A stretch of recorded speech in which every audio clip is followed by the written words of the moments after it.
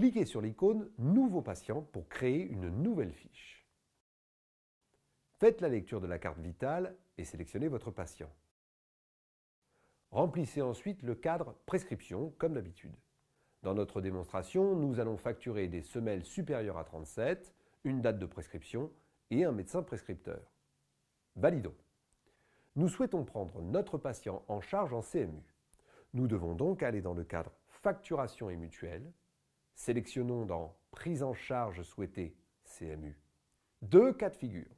Le premier, si la carte vitale du patient contient des informations CMU, vous le verrez ici.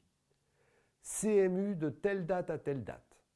Si c'est le cas, alors lorsque vous cliquerez sur « Saisir une mutuelle pour ce patient », vous verrez s'afficher les informations contenues en carte. Vous n'aurez alors qu'à les valider. Deuxième cas de figure, la carte vitale ne contient aucune information concernant la CMU. Lorsque nous allons cliquer sur le lien « Saisir une mutuelle pour ce patient », le logiciel va nous proposer de saisir une attestation papier.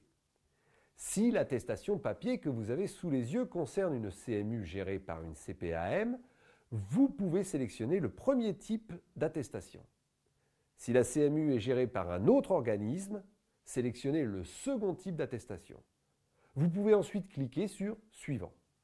Vous devez ensuite renseigner les dates de période de droit, date de début de période, date de fin de période. Notez que vous pouvez cliquer sur le petit calendrier ici pour renseigner automatiquement une période du 1er janvier au 31 décembre de l'année courante. Cliquez à nouveau sur le bouton suivant.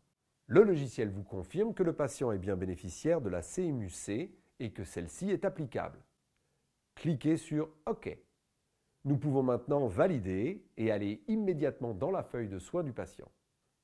Cliquons comme d'habitude sur le bouton « Plus » et sur la carte vitale pour lancer la facturation. Nous remarquons tout de suite que le logiciel nous a précoché tiers payant sur la part obligatoire et tiers payant sur la part complémentaire. Cliquons sur le bouton « Facturer » pour lancer notre facturation. Le logiciel effectue tout d'abord le calcul de la part obligatoire.